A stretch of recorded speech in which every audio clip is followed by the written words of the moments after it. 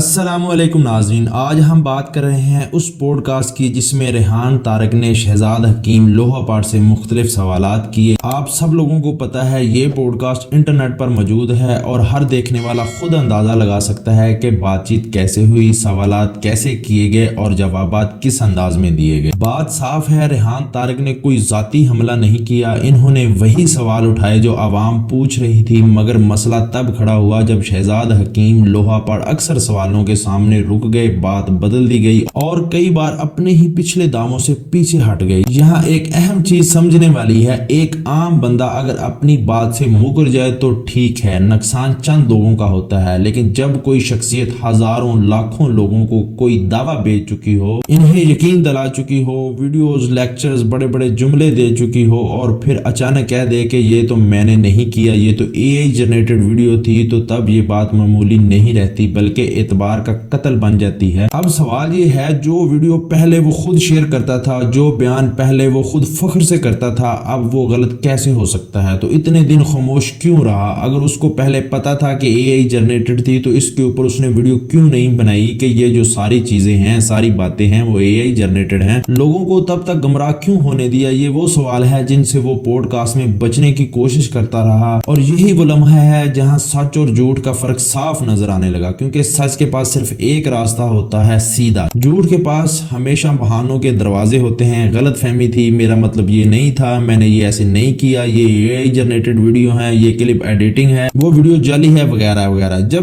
بھی کسی شخص کے بیانات بدلنے لگیں اور پرانے دعووں کے لیے ذمہ داری سے بھاگنے لگے تو سمجھ جائیں کہ وہ سچ کو چھپا رہا ہے یا واقعی کچھ اور ہے۔ یہاں ایک اور بات اہم ہے، جب کوئی شخص عوامی مقام پر آ کر بات کرتا ہے، چاہے وہ سیاستدان ہو، مذہبی اسکالر ہو، ڈاکٹر، حکیم، یوٹیوبر یا انٹرنیٹ کی کوئی شخصیت ہو، اب وہ صرف اپنی نہیں، لوگوں کی سوچ کی بھی ذمہ داری اٹھاتا ہے۔ پھر وہ باتیں جو وہ کرتا ہے وہ امانت بن جاتی ہیں، اگر وہ امانت ٹوٹ جائے تو پھر لوگ بدعمادی کا شکار ہو جاتے ہیں۔ پھر کوئی سچ بھی بولے تو لوگ نہیں مانتے۔ آج کا دور کیمرے کا دور ہے، ریکارڈنگ کا دور ہے، ہر لفظ ہمیشہ کے لیے محفوظ ہو جاتا ہے۔ یہ زمانہ وہ نہیں رہا جب ایک تقریر کر کے بھول گئے اور لوگ بھی بھول گئے۔ اب اگر انسان کل کچھ کہے اور آج کچھ اور تو اس کا کلپ بھی موجود ہوتا ہے، اس کا دعویٰ بھی موجود ہوتا ہے اور اس کا یو ٹرن بھی محفوظ ہو جاتا ہے۔ اور سب سے تکلیف دہ بات یہ ہے کہ عوام پر پھر الزام لگایا جاتا ہے کہ آپ غلط سمجھ رہے ہیں، آپ کو علم نہیں ہے، آپ کو معلوم نہیں کہ ہم کیا کہنا چاہتے تھے، جبکہ سچ ہے کہ عوام بہت کچھ جانتی ہے، بہت کچھ سمجھتی ہے اور وہ اب سوال کرنا جانتی ہے۔ اسی پوڈ کاسٹ میں جب کچھ سوال ہوئے اور جواب ملے بغیر رہ گئے تو اصل میں یہ شکست سوال کرنے والے کی نہیں تھی، یہ شکست جواب دینے والے کی تھی، کیونکہ جس کے پاس سچ ہو وہ کبھی سوال سے نہیں بھاگتا، کبھی سچ سے نہیں ڈرتا۔ سچ بولنے والا چاہے تھوڑا سخت ہی کیوں نہ ہو، مگر وہ پھنسنے سے نہیں گھبراتا، وہ چھپنے سے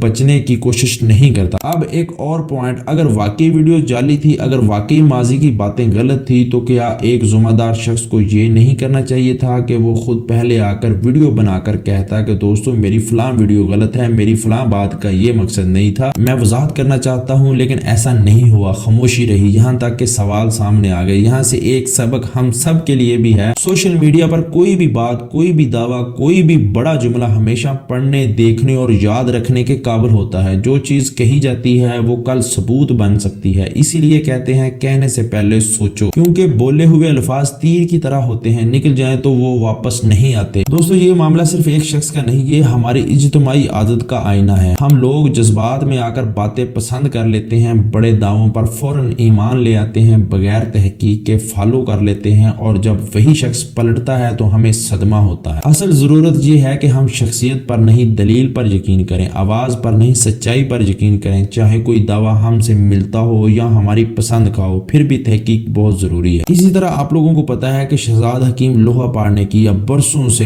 کئی سالوں سے اپنا مجون بیچتا آیا صرف پیسوں کی خاطر۔ جب حقیقت کھلی سامنے آئی تو سب کچھ جھوٹ نکلا، سب کچھ فیک نکلا، اپنی ہر بات ماننے سے انکار کر گیا۔ تو آپ لوگوں کو خیال کرنا چاہیے، اس طرح کے جعلی بندوں سے بچنا چاہیے جو صرف پیسوں کی خاطر اپنا کاروبار کرتے ہیں اور انسان کے جذباتوں کے ساتھ کھیلتے ہیں۔ تو یہ تھی ایک چھوٹی سی ویڈیو، اپنی رائے کا اظہار ضرور کیجیے گا۔ اگر ویڈیو پسند آئی ہو تو ویڈیو کو لائک اور شیئر لازمی کیجیے گا۔ اگر آپ میرے چینل پر نئے ہیں تو چینل کو سبسکرائب کر کے بیل آئیکن کے بٹن کو پریس کر دیجیے گا تاکہ مزید اس طرح کی انفارمیٹیو ویڈیو آپ تک آسانی سے